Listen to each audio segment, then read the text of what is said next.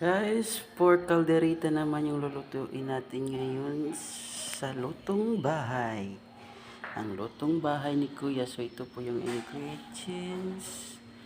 Potato, carrots, magic sarap, onions, pepper, and then,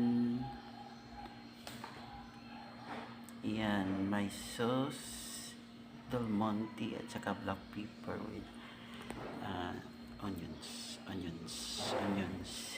and then salt and oil. Yan guys, maglalagay na po tayo ng mantika. Same as usual sa pagluluto po natin. Isunod natin yung ahos,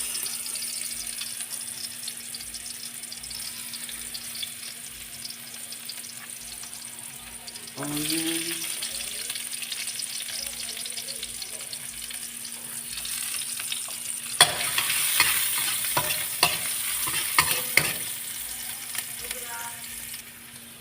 saka po natin ilagay ang karne.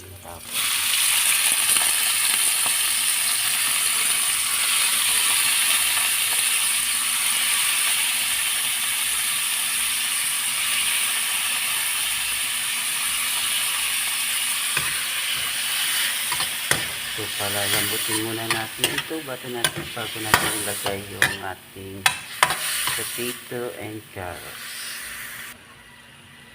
Saka natin ilagay ang pepper, bell pepper, o kaya atsal. Tapos lagyan natin ng black pepper. Tapos magdagdag tayo ng magic sarap na pangsarap ng ating buhay. Saka natin i-mix.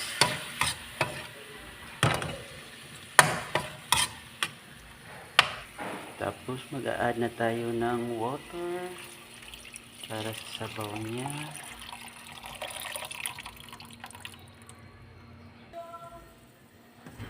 Ayan guys, kita po natin na luto na yung karne natin. So, pwede na natin idagdag yung carrots saka potato.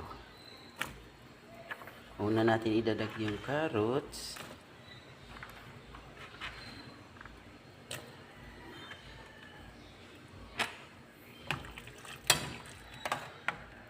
Tapos sunod natin ang potato.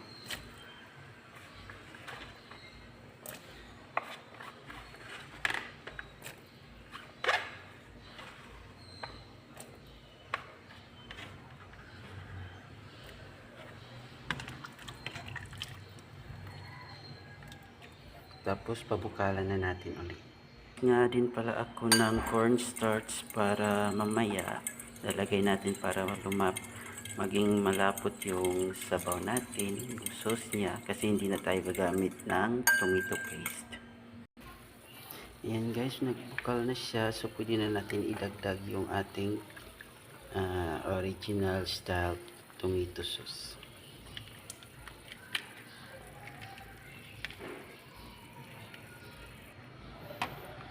Tapos stir natin o kayin o ano, hindi ko alam kung anong Tagalog nito, paghaluin, tapos pabukalan ulit.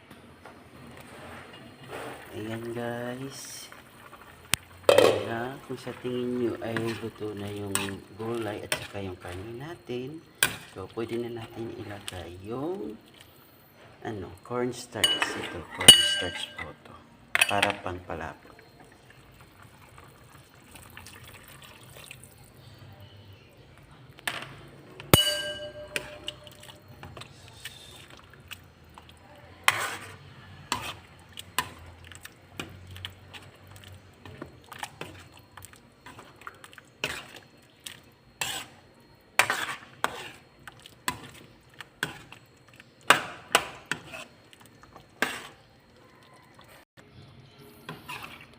Ayan guys, luto na yung ating apritada o ginagmay.